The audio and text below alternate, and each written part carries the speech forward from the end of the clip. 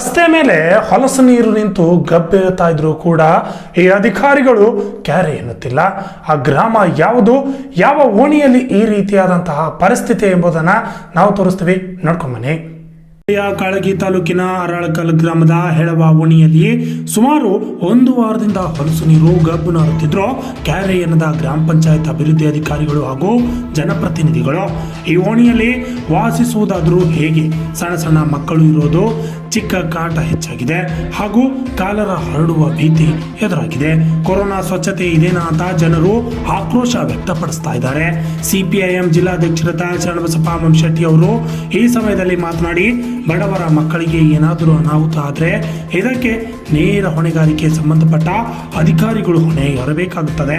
ಆದಷ್ಟು ಬೇಗನೆ ಸ್ವಚ್ಛತೆಗೊಳಿಸಬೇಕೆಂದು ಆಗ್ರಹ ಮಾಡಿದರು. ಈ ಸಂದರ್ಭದಲ್ಲಿ ಲೋಕೇಶ್ ಅಗಸಿಮನಿ, ಸಂಗು ಅರಣಕಲ್ ಸೇರಿದಂತೆ ಇತರರು ಇದ್ದರು.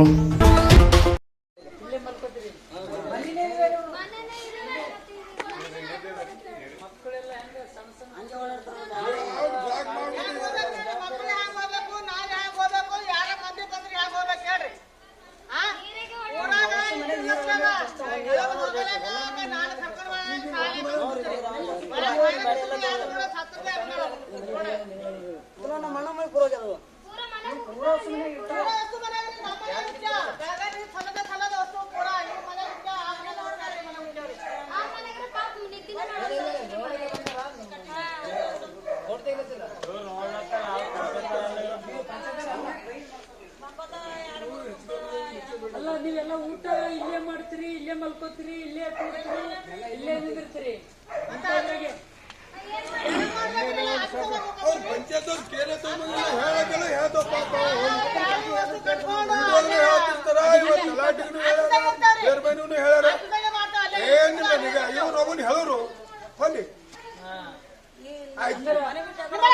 ಇಂತ ಗಲೀಜಾಗೆ ಇರ್ತೀರಿ ನೀವು.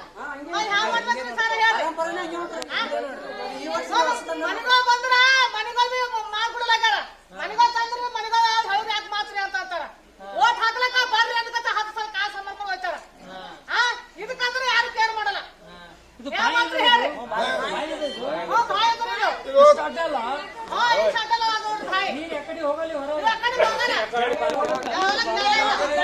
ಪಂಚಾಯತ್ ಎಲ್ಲ ಸ್ವಚ್ಛ ಮಾಡಿ ಕ್ಲೀನ್ ಮಾಡಿ ಕೊಡ್ರಿ ಅಂತೇಳಿ.